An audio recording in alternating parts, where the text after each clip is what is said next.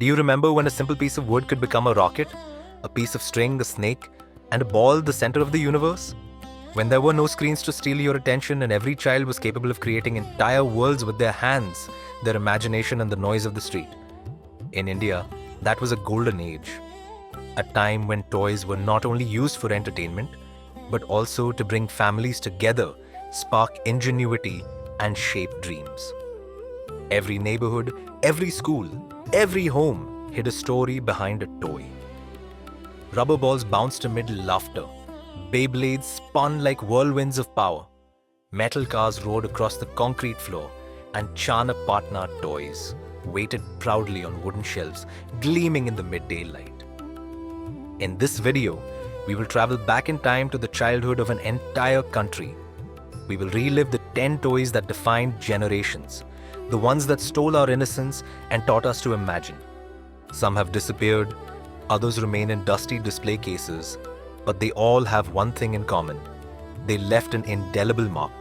Stay until the end, because we will not only talk about toys, we will talk about India, its soul, its boundless creativity. This is not just a simple top, it is an ode to nostalgia, to art, and to the magic that should never have been lost. Number 1. The Latu, the spinning top that spun Indian childhoods, made of heavy wood, painted with red or blue stripes, wrapped in rough string. It spun on the dusty ground while the children shouted its name. Every neighborhood had its champion. The one who could make the top dance the longest. The one who could make it jump on the palm without losing its balance. It was thrown with force and picked up with pride. The sound of the string unwinding set the rhythm of the afternoons. The trick was not strength, but steady hands and the exact angle of the throw. In many regions, the Latu had local variations. In Tamil Nadu, it was called Pambaram. In Karnataka, Buguri. In the North, Latu. Some were carved at home. Others were bought at fairground markets. Impromptu competitions were held in school playgrounds, where children formed circles and watched the hypnotic spinning of the top as if it were magic. The colors spun so fast that they became a single bright shadow. Many learned to wind the string in the dark as a reflex action. The spinning top was not just a toy, it was a symbol of skill. A child who mastered his Latu earned respect. Parents would sometimes pick it up from the ground and give it a sharp tap as a warning. The very object that brought joy also served as a reminder of discipline in an era without screens. Many still keep that old spinning top with marks from the ground because every scratch tells a story. Number 2. Conch, marbles, glass spheres that sparkled in the sun. Each one with a different design, swirls of color trapped forever inside the glass. They were kept in small cloth bags, bet on, won or lost. The game was called Kanchi, and there was no corner of India where the click of the balls hitting each other could not be heard. The rules changed depending on the neighborhood. In some, they were thrown with the thumb from a circle drawn on the ground. In others, they were hit to knock out the opponent's balls. The ground was the board, the fingernails were the tool, and aim was the talent. Whole afternoons were spent laughing and kicking up dust. The most skilled children boasted about having the biggest and rarest marbles. They traded them at break time as if they were treasures. Sometimes the game became serious, with each round deciding whether someone would go home with a full or empty pocket. The youngest children watched from the sidelines, waiting for the day when their mother would buy them their first pair. The marbles were passed down from generation to generation. Parents taught their children how to shoot accurately, how to line up their finger, how to stay calm. In moments of anger, those same bags of marbles were used as punishment, hidden or thrown away so that the children would learn to obey. It was a punishment that hurt more than a scolding, because Kanche was the soul of recess. Today, those little balls survive in rural markets, gleaming like souvenirs of a country that used to play in the dirt. Number 3. The Gilli Danda. 2 sticks, one long and one short. No toy was simpler, none more powerful. The child who had one had a whole playing field. The gilli was placed on the ground, hit with the danda, flew through the air, and the distance marked the victory. The sharp sound of the blow was music to the ears. There were no limits, only strength, reflexes, precision. Gilli danda has ancient roots, mentioned in epic texts. In many villages, it was believed that whoever mastered the game would have good fortune. Friends formed teams, discussed the rules, and marked the distances with stones. Each throw was a competition of pride. Some played in the fields, others in the yards behind their houses. The most skilled managed to make the gilli spin before it flew, an art that was passed down among brothers. Mothers watched from the doorways, fathers smiled as they remembered their own childhood. When the gilli broke a window, the danda was confiscated and turned into an instrument of punishment. The toy became punishment, laughter became silence. The next day, however, someone would carve another one from a new branch, because the game never died. Number 4. Rubber ball. A tiny object that represented movement, speed and joy.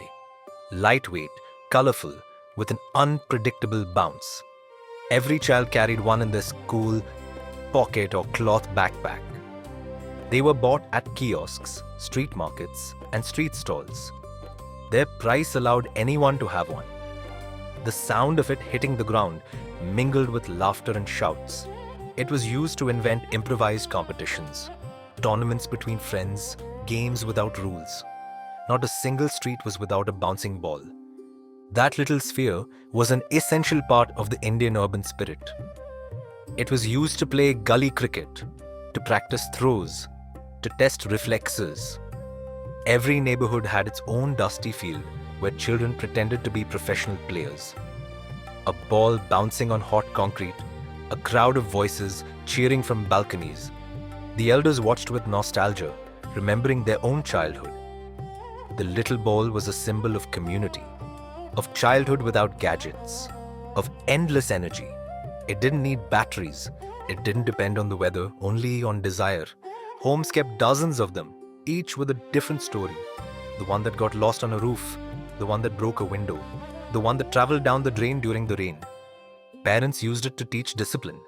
If the game became chaotic, they would hide it as punishment. That gesture hurt more than any scolding. In a country where the streets are living stages, the rubber ball was the star. The next toy took competition to another level. Number 5. Beyblade. A status symbol during the 2000s. A metal tornado capable of spinning furiously inside plastic arenas. Let it rip was the battle cry that dominated entire recesses. It emerged from Japanese anime, but India adopted it with absolute devotion. Every school had its own championship. Children formed teams, designed strategies, changed tips and weights. The brand conquered display cases, advertisements, conversations. Owning one was a sign of popularity. The first models came in shiny boxes with illustrations of warriors and beasts. Anyone who owned a dragoon or a dranzer was admired. Many kept their discs in secret boxes, polishing them and protecting them like treasures. The fight lasted seconds, but the excitement lasted for hours. People talked about balance, strength, spiritual energy. Each duel was a mixture of physics, fantasy, and pride. Schoolyards became improvised stadiums, spectators shouting at every collision. The phenomenon spawned collections, national competitions, entire communities. The sound of plastic spinning on rough surfaces became familiar.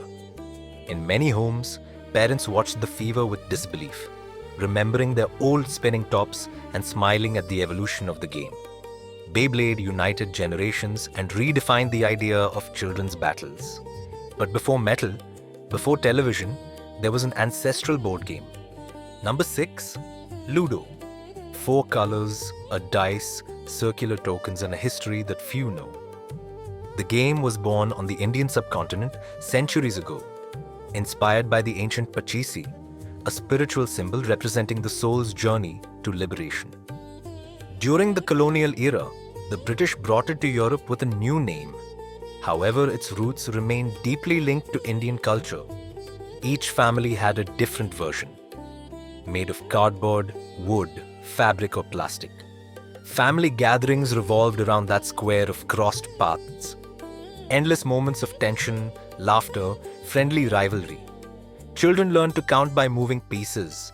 Grandparents taught patience and strategy. Rolling the dice was a ritual. Each number had power. The game transcended ages and regions. In villages, cities, trains, beaches. Some improvised boards on the ground using chalk. Others played on sheets of newspaper. The goal: to get all 4 pieces to the center and win before the others. Luck decided the outcome, but the mind guided the moves. Ludo bridged generations, provided refuge during power cuts, and kept us company during endless rain. And after moving the pieces and rolling the dice, what came next? Speed, the imaginary roar of miniature engines. Number 7. Toy cars. Authentic metal trophies for small hands. They represented freedom, conquest, and power. Each model contained a world within. Wheels that turned smoothly, tiny doors, shiny paint. Children made tracks out of dirt, bricks, worn carpets. Imagination turned a hallway into a motorway. Running after a car meant traveling without moving, dreaming of endless roads. Legendary brands such as Matchbox and Hot Wheels made millions in Indian display cabinets. They were lined up by color, others organized by size or speed. Exchanging a car was equivalent to a pact of friendship. Each bump against the wall left scars that told tales of adventure. Parents watched from afar, aware that this small vehicle symbolized greater aspirations. Owning one was a symbol of pride. Losing one was a tragedy. The game taught precision, care, and respect for one's own property. A child with a car between his fingers had power, control, independence. That buzz of plastic rolling on the floor was etched into the collective memory. After the engines came water. Number 8. Water ring toy. Transparent, colorful, hypnotic. A rectangle filled with liquid with buttons that propelled floating rings. Absolute simplicity, extreme patience. In a country where power cuts were frequent, this toy offered silent entertainment. Children pressed again and again until they managed to get a ring in the basket. Each success brought pure satisfaction. No screens, no noise. The sound of the button releasing bubbles created calm. They took them to school. Others used them on long trips to pass the time. No subsequent technology matched its charm. It worked without batteries, without a connection, only with determination. The most prized versions included fish, dolphins, or hearts dancing inside. Parents chose it for its innocence, its durability, its low cost. It represented concentration, patience, and mastery of frustration. A mental exercise disguised as a game. Watching the water move under the light created a hypnotic sensation that still generates nostalgia today. But when the calm was broken, aim came into play. Number 9. Slingshot, Gulel. An instrument of precision, a symbol of rebellion. Made from branches, elastic, and a small leather pouch. An ancient tool inherited from generations of peasants. Each child made their own from found materials, personalized the handle, and tested its strength. It was not just a toy, it was a statement of autonomy. Aim defined reputations. Knocking down a tin can, hitting a piece of fruit, or reaching a distant target meant respect. In villages, streets, or courtyards, the gulal became an extension of character. Children wielded it with pride, feeling the power of throwing something with pinpoint accuracy. Many learned about distance, wind, and tension without knowing it. Adults saw the slingshot as a dangerous device, but also as a reminder of their own childhood. They confiscated it during punishments. Others hid it in cupboards to prevent mischief. Even so, the gulal survived, always resurfacing. a symbol of rural ingenuity and youthful freedom. That small improvised bow represented defiance, imagination, independence. With each shot, laughter was born, a cry of victory, an eternal moment. And after so much marksmanship, the last toy will remain, the one that will close our story with an indelible echo. Number 10. Chanapatna Toys, a true Indian emblem, a living heritage carved with precision, pride turned into art. No other toy so faithfully represents the cultural identity of the country. Born in the small town of Chanapatna in Karnataka, these wooden toys are the very soul of Indian childhood. Each piece is crafted using centuries-old techniques, passed down from generation to generation. Craftsmen who use no machines, only their hands, patience and heart. The shapes capture the essence of rural life. Elephants, dolls, carts, fruits, spinning tops. Each figure is brightly colored using natural dyes made from seeds, flowers and leaves. The wood comes from the Rhytia tinctoria tree, which is soft, light and strong. No plastic, no metal. Just nature transformed into fun. Every curve polished by hand, every detail crafted to perfection. These toys not only entertain, they educate. They teach balance, shape, texture, respect for manual labor. They represent a simple philosophy: beauty without excess. The shine on their surfaces is achieved using vegetable wax, a sustainable technique admired by designers around the world. The manufacture involves no pollution or waste. Each creation symbolizes the union between tradition, art, and ecological responsibility. For decades, they were the favorite gift for birthdays, festivals, and school fairs. The windows of old shops displayed rows of colorful wooden figures facing forward, lined up like soldiers. Children were fascinated by their feel and the smell of the natural varnish. The sound they made when they bumped into each other evoked a sweet, handmade music of their own. In a country full of emerging technology, these toys kept the connection to the essential alive. Families considered them symbols of good luck. Grandparents told stories about how the first artisans created these pieces for the children of kings from the south. The entire city breathed that legacy. Streets lined with workshops, each with wooden tables, worn tools, artisans, concentrating under dim light. No factory could replicate that human touch. No machine could give them soul. The modern world tried to replace them with plastics and lights, but they never managed to erase their prestige. Many international collectors consider them masterpieces. Cultural organizations promoted their preservation, recognizing Chanapatna as the city of toys. The Indian government protected their manufacture under the Geographical Indication label, a seal that guarantees their authenticity. No other toy has this level of national and historical recognition. Each figure tells a story. A doll represents motherhood. An elephant symbolizes strength. A small drum evokes celebration. Children lined them up on the floor, created scenes, and told made-up stories.